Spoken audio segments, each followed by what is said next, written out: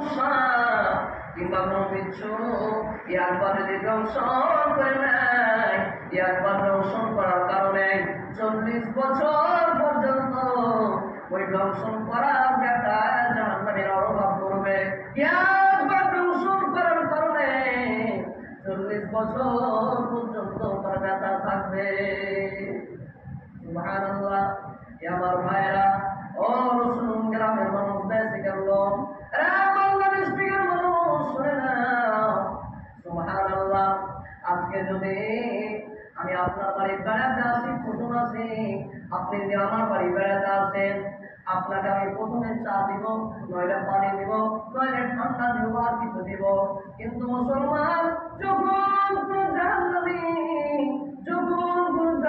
জাহান্নামে যাবে, রব্বুল আলামিন তাদেরকে প্রথম খাবারটা কি দিবেন শুনে নেন।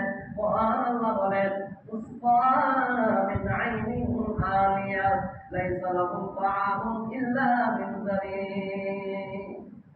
মহান আল্লাহ বলেন, দুনিয়ার মানুষ,